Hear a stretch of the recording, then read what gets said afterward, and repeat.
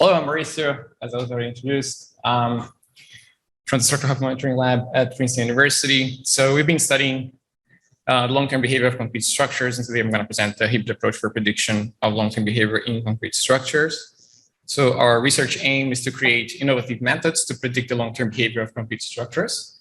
And we intend to do so by combining analytical and numerical modeling with machine learning, data analytics, and structural health monitoring. So our motivation is that concrete structures are ubiquitous in our society. They have very long lifespans that can range multiple decades and may need to be extended for socioeconomic and symbolic reasons. But the long-term time-dependent behavior of concrete is actually quite complex to model and involves phenomena such as creep and shrinkage, which are stochastic processes depending on temperature, humidity, loading history, and so on. Just as an example, I show here a plot of predicted versus measured shrinkage using the ASI code, and considers a very large scattering, even for control conditions. And furthermore, there is a lack of long-term in-situ data to actually validate those models at the strain level. There's some validation in terms of deflection, but there is a lack of data at the strain level.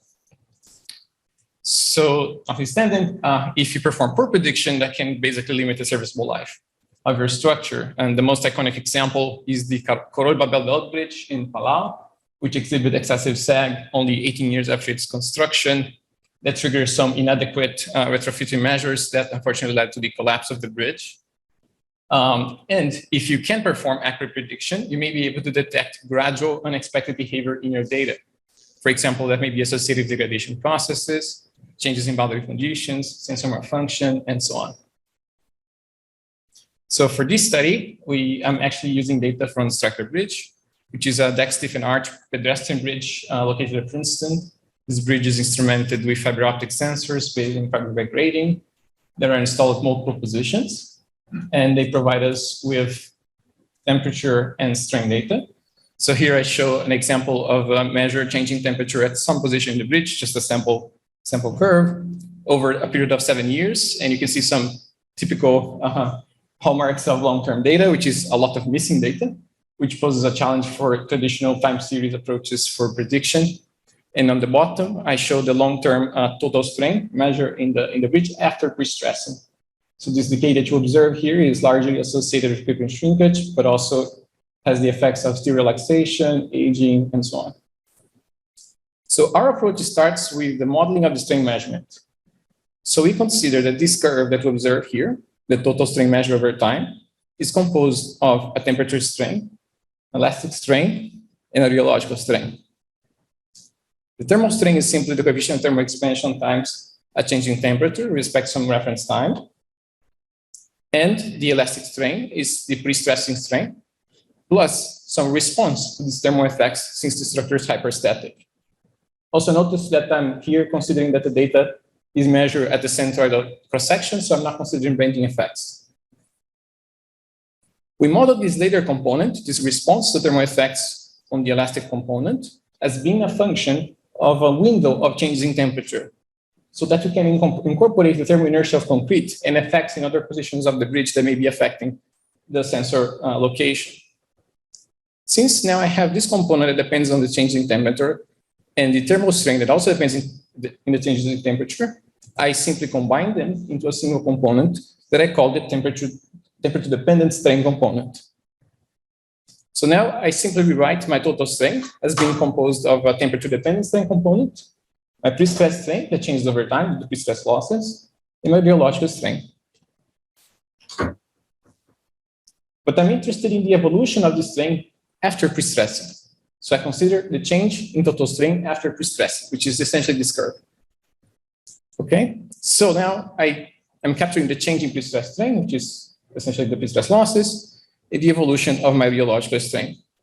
Since those are interrelated, we can actually combine them into a single component. And it's also possible to show that they also depend on aging, right? Which I represent here in terms of a coefficient. So when you look at this, you see that it's very difficult to decouple all these effects. It's difficult to decouple, for example, the shrinkage and the creep from the aging effect. And for monitoring purposes, what I'm really interested in is what is the effective behavior of all these things combined. So I'll abstract all of this into another component, which I call the effective time-dependent strain component. So now I write my measurement, my change in total strain, as simply a temperature-dependent component plus some time-dependent component that represents all these long-term effects.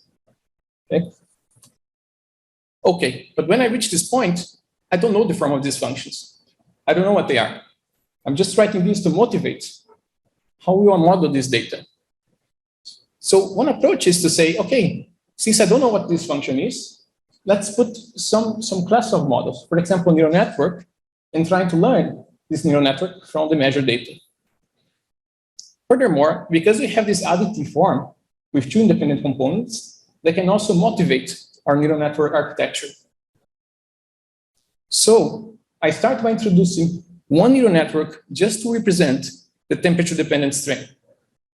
And actually, we use here something called a probabilistic neural network. So instead of predicting, let's say, the expected temperature-dependent strain at one point, I actually predicted the distribution. So I have some estimate plus some uncertainty associated with it. And then I introduce a second neural network to represent the time-dependent strain. And notice that those two, they are separate, motivated by this form. So now I can combine these two distributions. I choose Gaussian distributions to simplify the analysis at this point. And then I have a distribution over the total strain, which is actually what I measured. So now to train this, I can provide the measured changing temperature as an input to this part. I have the timestamp of my measurement, so it's input to my second part. And I have as a target my measured total strain. So through this process, I can learn what are the parameters that will better satisfy these conditions. Once I find those, I can actually fix them. And now these two are separate, so I can evaluate them independently. That means I can sample just the temperature-dependent strain. Essentially, I was able to separate that part from the total strain. And then on the other side, I get the residual. So this to me represents the time-dependent residuals. Everything that I could not explain with change in temperature comes here. And that I call, for lack of a better word, our effective time-dependent strain. And then, for example, on the temperature-dependent strain, since all we need is a change in temperatures, and those changing temperatures in the future, they're pretty much the same as the ones using the training. I didn't mention this now, but we use, for example, 2 years of data to train. And then you can assess that for future years, the change in temperature are pretty much within the same ballpark. So you should expect good results for this neural network, the temperature-dependent one. It would be very tempting to extrapolate for future times the second neural network, but you should not do that. So we've experienced, for example, we know that this worked really well for some sensors, but it fails completely for others. That's because you are not imposing any condition on the future times on this neural network. There is nothing. So the neural network only sees these first 2 years. So it may be so that to fit well for these first 2 years, it has to do some crazy thing in the future. So there are ways to improve this. For example, you can put constraints as times go to infinity and things like that. But instead, you can also think, hey, actually people have been trying to fit people in shrinkage data for a long time. And they have found functions that kind of work well for those. So why don't we pick this output that we filter through the probabilistic neural network and notice that this is a distribution, it's just not a single line. And maybe we can use the functions that are known. Here I just show a simple function with some parameters A, B, C, and D. But you could go, for example, to the ASI code and see what are the forms of the functions that they use to fit creeping shrinkage. And use those. You remove the preset parameters and you let it be calibrated by this component that you separated. So for example, since it's a distribution, I can take one sample from this distribution. I can fit it A, B, C, and D to that sample, and then I extrapolate for future times. And then I can do this multiple times. I can create as many samples as I want. And I keep doing this. And basically I can create a histogram for the future, just for the time-dependent strain component. Now, to validate this, I only have measurements of the total strain, right? So I need something else.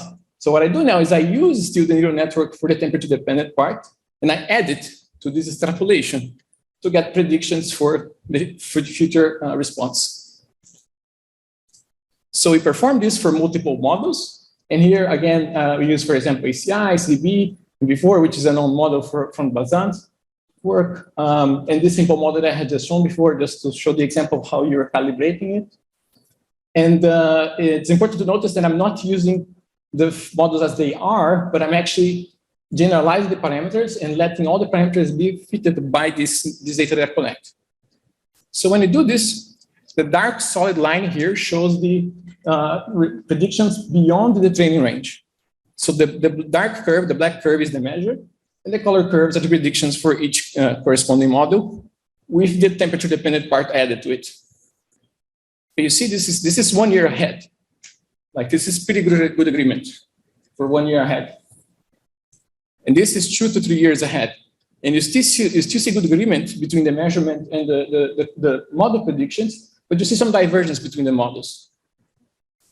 And this is beyond 5 years already. So it's quite remarkable. But you still see some divergence between the models.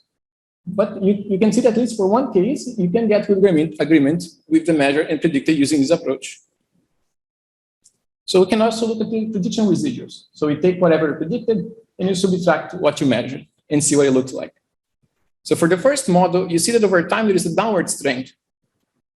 For the second model, you see no trend. Okay, that's interesting. For the third model, you see upward trend. Okay. And for the fourth model, you see a downward trend. But this is a problem because if your goal is to detect a gradual issue in your measurement, this is ambiguous. You don't know, is it going up? Is it going down? Each model is telling me something. But then when you look at the curve at the top, you notice that the measure is always between the different code models' predictions. So to remove this ambiguity, I sacrifice a little bit my accuracy, and I consider the worst case envelope of all the models. So when you do this, you actually, I'll show a bigger picture soon. You actually get that the measure is always between the envelope for multiple positions on the bridge. The dashed line shows how far beyond the last training day that you use. So this is 1 year, 3 years, 5 years. And you see good agreement at multiple places. So it's important to notice that these are different sensors at different positions in the bridge, right? And for one case, we see good agreement over time, but we find some interesting violation of the envelope at a certain point. And then when we look more closely, we actually found some sudden anomaly in the data that we're not expecting actually. So you see that here, for example, there is very good agreement between what we measure and what's the envelope. And then we found something interesting. At 2 positions, we found some fair disagreement between those. So what's happening there? Is it my model that is poor, or is there something happening in the bridge? So let's look more closely at those 2 cases. So when we look at those more closely, the predicted, which is in red, shows a downward trend for this period for both cases. It just so happened that for these 3 years in sequence, we had record colder temperatures. So you would expect this. The temperatures were lower in the subsequent years. But the measure is in the opposite trend. So there's something happening, and it's happening gradually. This is very difficult to pick just by looking at jumps. So we're still investigating. We have some hypotheses of what is happening in the bridge. But we show that we can pick these gradual changes in the data. If you look carefully, you actually notice this after a while because you see that for the later years, the peaks are above the previous ones, and you wouldn't expect this because the entire structure is compressed. It's in the prestressing. Sorry for the top title there. So you can also look at the residuals here. So again, you see that when you have consistent violation of the envelope, you can essentially pinpoint when this gradual anomaly becomes significant for both sections. And this other anomaly that I had mentioned before appears as a very clear peak that violates the envelope significantly. And for all other positions, the residual is fairly within the envelope, although you can also see some trends emerging inside. So we see that by combining structural health monitoring, probabilistic machine learning, strength modeling, domain-specific functions, we can motivate the machine learning model architecture, decompose the total strength to temperature and time-dependent components, predict the structural response envelopes multiple years ahead, and detect both sudden and gradual anomalies. So if I have some time, so just some ongoing work, we actually have been able to simplify this approach by simplifying the temperature-dependent strength model. I can present this at some future time. If you have questions, you can also reach out to me. For all these 2 models that I shown, you have to train your neural network at each sensor position. So you have a different model at each position, and you're only doing it at the centroid. We wonder whether we could do it for multiple positions at the same time, and also capture off-centroid evolution to capture differential rheological effects, and we actually have been able to do so. And we are further investigating these methods on high-rise buildings, on the behavioral columns also. So I'd like to acknowledge the funding from NSF and Princeton University, as well as my friends Vivek Kumar and Hiba Abdel-Jabri for data preparation, data acquisition. And thank you for your attention. If you have any questions, I'm welcome to take them. Thank you, Mauricio.